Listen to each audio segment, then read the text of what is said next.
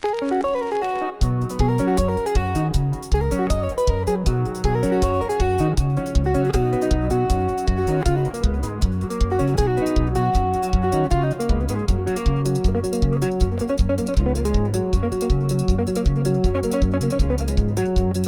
vorinirano ni lai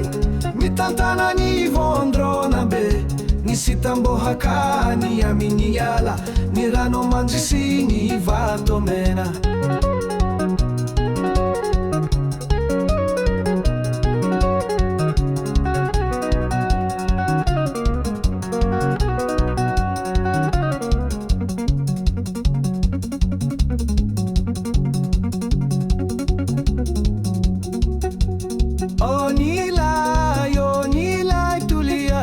Lalantsarantany za ao aloha Zimandro dia tsy miovava toy ny finoana sy ny foko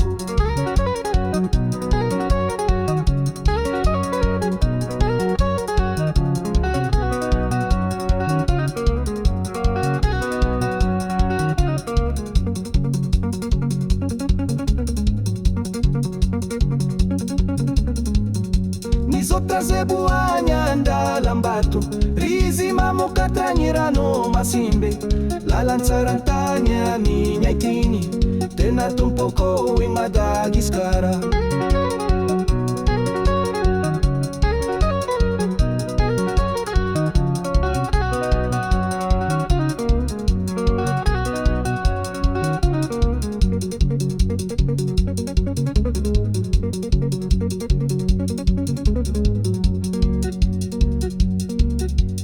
Mangatsiakany tena moramora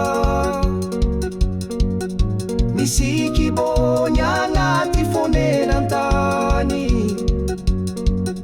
ny rano anjavaboary tsy miova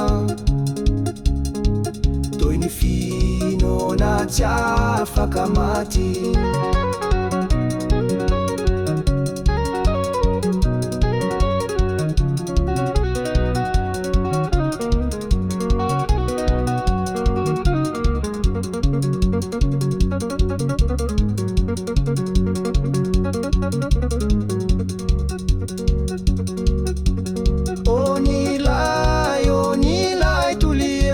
Lalantsarantany zao aloha zay mandroso dia tsy miova toy ny finoana sy ny foko